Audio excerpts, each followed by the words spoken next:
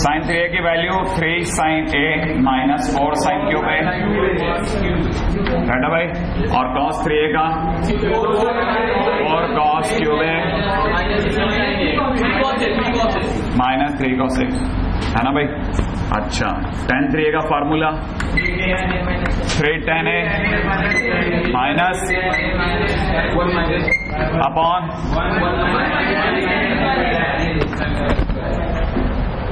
बक्सर तुझे याद नहीं अभी है। मतलब इंपॉर्टेंट पॉइंट ये है कि अगर भाई देवे पढ़ने वाले बच्चे को याद नहीं है तो टोकना पड़ता है। क्या हुआ अभी तक याद नहीं हुआ, है ना भाई। अच्छा, इंपॉर्टेंट पॉइंट नंबर 2, ये बात भी हो गई। अब अगली बात, पिछली बार हम लोगों ने करा था sine A multiplied by sine 60 minus A multiplied by sine 60 plus A 1/4 sine 3a, है ना भाई। जितनी वियर्ड आवाज आती है क्लियर कर देती हैं कि बच्चा पढ़ा या नहीं पढ़ा। cos 60 माइनस ए, cos के अंदर अगर 60 प्लस ए हो तो हम लोगों का आंसर 1/4, है ना भाई।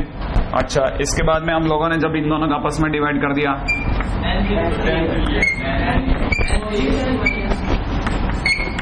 हाँ भाई, इंपॉर्टेंट पॉइंट ये है कि आप में से कई लोग बार बार भूल जाते हैं, ठीक है, क्योंकि वो सोचते हैं क्लास में आने से ही उनका काम बन जाएगा, ठीक है। यहाँ जो देख लिया, यहाँ पे भी देख लिया, मतलब कैसा वाला कि एक साथ में 2 चीजें खुली हुई हैं, मल्टीटास्किंग हो रही है, कभी इधर उधर जा रहे हैं, कभी बीच में बोर्ड पे भी ध्यान आ जाता है ना। तो इम्पॉसिबल है वो, नेक्स्ट टू इम्पॉसिबल, ठीक है।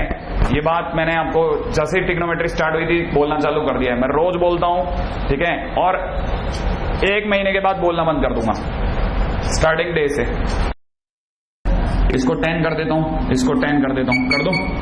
अच्छा, अब इंपॉर्टेंट पॉइंट क्या, उम्मीद है आप में से सभी को पता होगा कि यहाँ पे एक फार्मूला लगा है ना भाई। cos a minus B into cos a plus B और cos स्क्वायर है। हाँ दीपक, क्या cos स्क्वायर a minus sine square b। हाँ बैठो, वही मैं सुन रहा था, बार बार गड़बड़ बोल रहे थे। हाँ भाई, यहाँ से यहाँ तक में कोई फार्मूला लगेगा, कौन सा लगेगा बताओ। क्या बोल गया? नहीं, sine a plus B into sine a minus B. अरे तू सही बोल रहा था, बताए तेरे को, तू बस तेरे शब्द नहीं बैठे इसलिए तेरे को उठा दिया मैंने कुछ पूछने के लिए थोड़ी ना उठाया। शब्द सही कर ले, क्या था?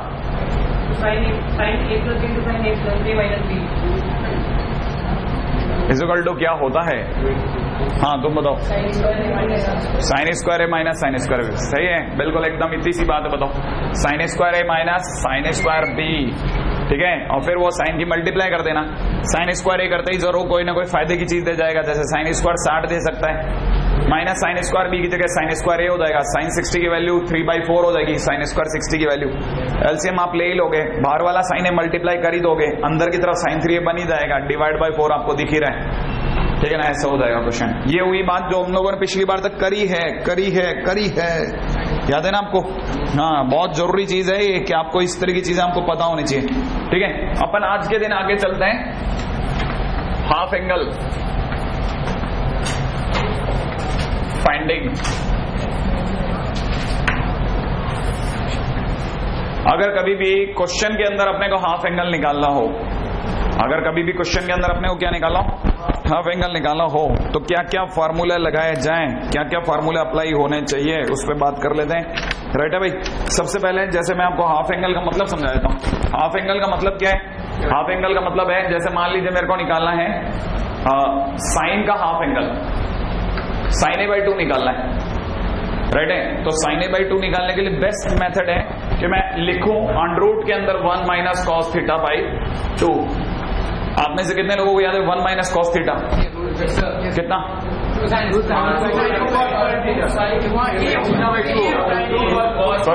2 साइन स्क्वायर थीटा बाई 2, ठीक है ना भाई। 2 साइन स्क्वायर थीटा बाई 2, है ना भाई। यहाँ a कर देता हूँ, ठीक है। यहाँ हो जाएगा 2 साइन स्क्वायर a/2 और 2 और 2 कट जाएगा, साइन स्क्वायर का अंडर रूट साइन बन जाएगा, है ना। वैसे तो मॉड बनना चाहिए, लेकिन अपन इसे नॉर्मल प्रोसेस में लेते हैं, ठीक है। उसी प्रकार से अगर मेरे को cos से बाई 2 निकालना हो तो cos से बाई 2 का कोई भी क्वेश्चन करना हो तो मेरे लिए बेस्ट है कि 1 प्लस cos से बाई 2 लिख दूं, राइट है भाई।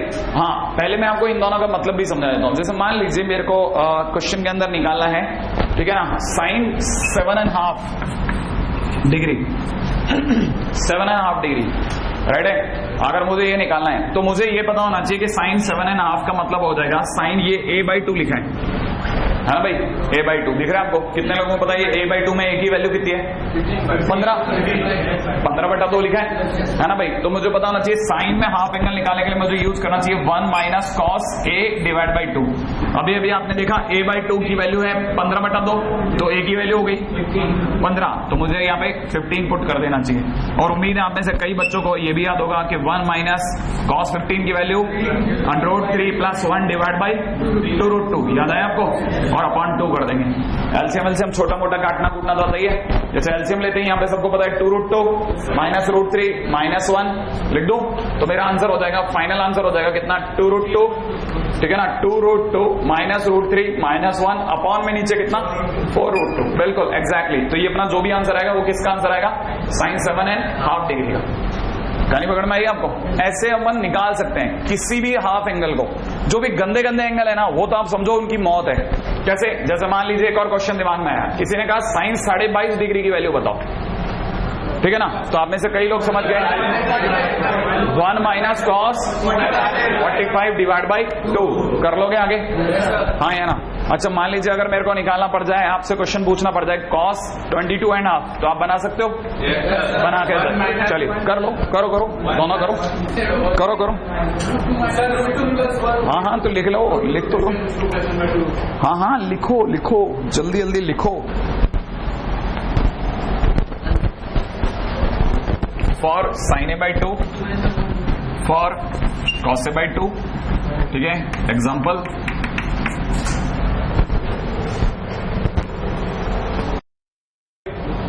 अच्छा अब बात उठती है किसकी, कि अगर सर कल को 10 में निकालना हो तो,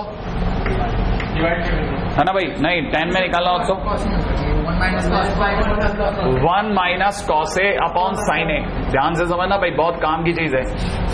10 a/2 का फार्मूला लगाना हो, कितने लोगों को पता है? पहली बात 1 माइनस कॉस a, अभी भी बताया था। 1 माइनस कॉस a बोले तो 2 साइन स्क्वायर, 2 साइन स्क्वायर। आपको याद नहीं हो गया यार? अब तक याद नहीं हो पता कब से चल रहा है? 1 महीना हो गया, ठीक है। 1 माइनस कॉस a याद करो ना, कब तक याद करो? कल के दिन टेस्ट है आपका, अभी से आपका नजारा दिख रहा है, पता है आपको मिलने वाले नहीं है नंबर। मेंस में अगर आपके 50% नहीं आए, इसका मतलब बेकार है। और सोचो आप एडवांस में फिर हम क्या देने वाले हैं आपको? लड्डू, ठीक है। 1 माइनस कॉस a का मतलब होता है 2 साइन स्क्वायर a/2, नीचे वाले का साइन a का half angle formula 2 sine a/2 cos a/2। कोई बात नहीं, कोई बात नहीं। 2 साइन स्क्वायर a/2 अपॉन में किसी का अगर पीछे जाना ही लिखा है तो मैं क्या कर सकता हूं? 2 से 2 कटेगा, साइन से साइन कटेगा, ये बन जाएगा 10 a/2। बैठे भाई, बन गया कि नहीं बन गया? है ना। इसका मतलब ये कि 100% ये बनेगा, ठीक है। मैं अब कुछ नहीं कर सकता, मैं सिर्फ 2 काम कर सकता हूं, ठीक है। मैं आपका रोज फार्मूला पूछूं, ठीक है ना, और आपको बिल्कुल घुटवाने वाला अंदाज में ही बात करें आपसे, मतलब बिल्कुल प्रेम से बात करना ही बेवकूफी है, ठीक है। एनीवे, अगर मान लीजिए मेरे को 10 22.5 डिग्री निकालना होगा, तो 10 22.5 डिग्री का मतलब a की वैल्यू कितनी हो गई? 45। तो मैं यहाँ पे लिख दूंगा 1 माइनस कॉस 45 अपॉन में नीचे कितना? साइन 45 कर दूंगा। इसका मतलब 1 माइनस कॉस 45 का मतलब 1 माइनस 1/√2, 1/√2, तो आंसर हो जाएगा √2 माइनस 1, है ना भाई। तो आप में से कितने लोग ये समझ गए कि ऑटोमेटिकली अंडरस्टूड है कि कॉट 22.5 डिग्री, ठीक है, is equal to 1 upon √2 minus 1, इसका मतलब √2 प्लस 1। ये बहुत ही काम के 2 रिजल्ट हैं, याद रखने के लायक है। ये ऐसी चीजें है ना जिनको आप इकट्ठे करते हो, आपके 3-4 पेज तो सिर्फ इसी के बन जाएंगे जो आपको याद रखना है। रेडी रेकनर कहते हैं ना जिसे, 10 22.5 इज इक्वल टू में √2 minus 1, 10 22 sorry cot 22.5 is equal to में √2 प्लस 1, ठीक है भाई। कॉट 7.5 डिग्री, फटाफट कॉट 7.5 डिग्री भाई cot 7.5 के लिए इतनी सी अगर लगा लेना कि अगर भाई cot a/2 अगर आ रहा है ना, तो cot a/2 के लिए आपको यूज करना चाहिए 1 plus cos a divide by sin a। आप जरा फटाफट से अपनी आगे उपयोग करके देख लें। उम्मीद है 1 प्लस sin a अगर 2 sin a स्क्वायर a/2 है तो 1 plus cos a 2 cos square a/2 है, नीचे 2 cos a/2 into sin a/2 कटने के बाद में cot a/2 रह जाएगा। उससे नहीं मिला, किससे?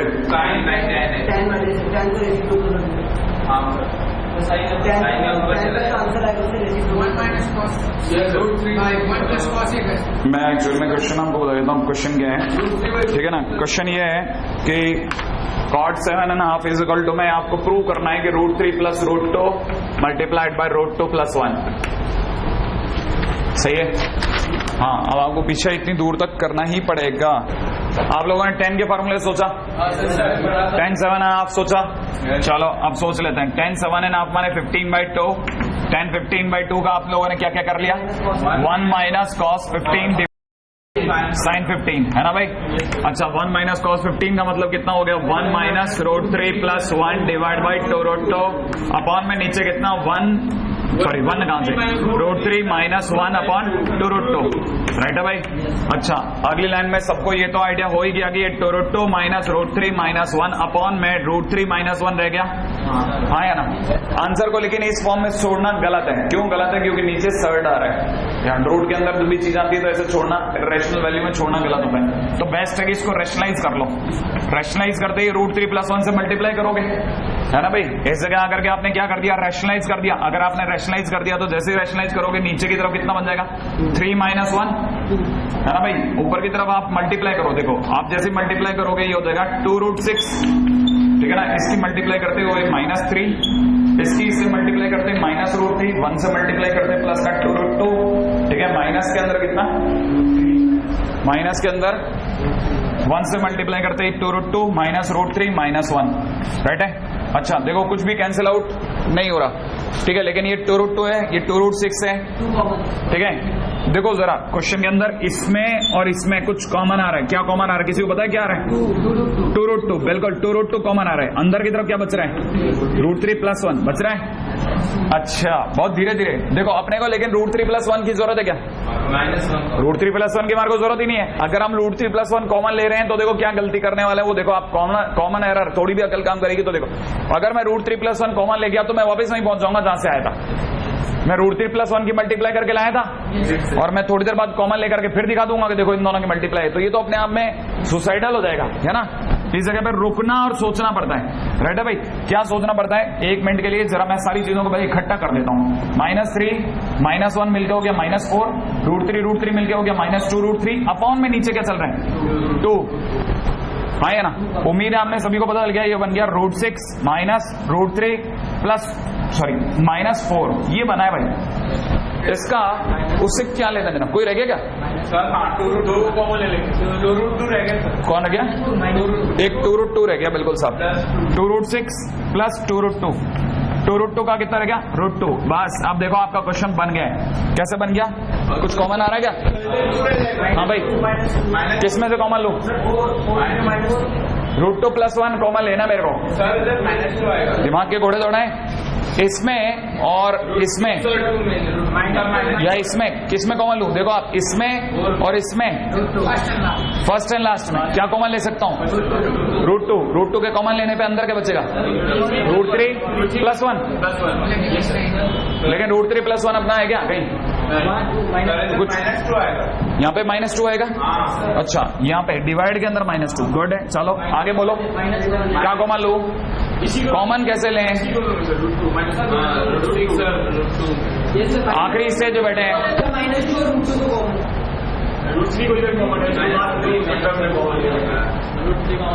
आराम से, टेक योर टाइम। लेकिन ऊपर -1 नहीं है,